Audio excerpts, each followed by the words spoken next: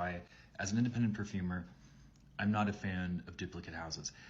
Recently, I recorded a video about duplicate houses and how much I loathe them. And yesterday I saw this last video of another fellow independent perfumer, which just got me so furious.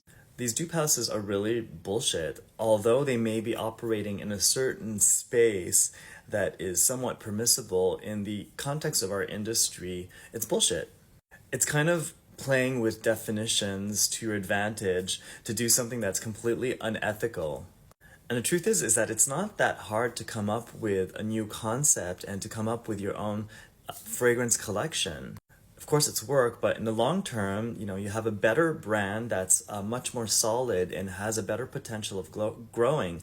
So all it really is a cash grab.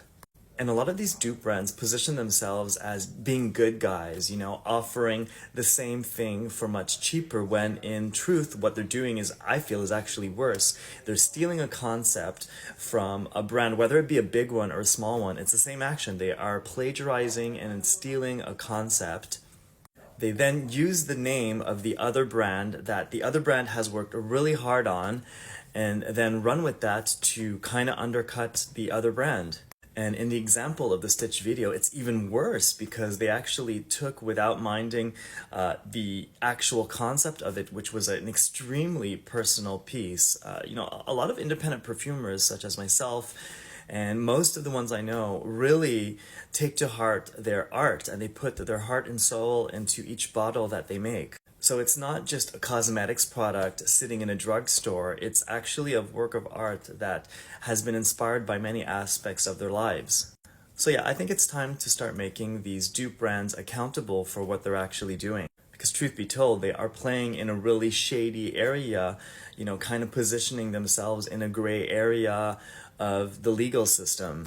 I mean, why would you want to build a brand on that negativity? I mean, is the cash really that worth it? Because with a little bit more effort, you can actually have a true brand that stands on its own. Like what you created right now is like a fucking parasite.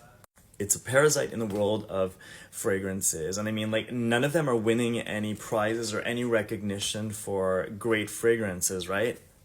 I mean, might as well be selling knockoff purses on the sidewalk, because that's the value of the brand you have created.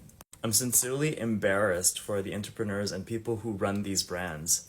If you are incapable of moving a bottle of your fragrance on your own merit without piggyback riding on the work of another brand, well, your brand is really worth nothing. It is no brand at all.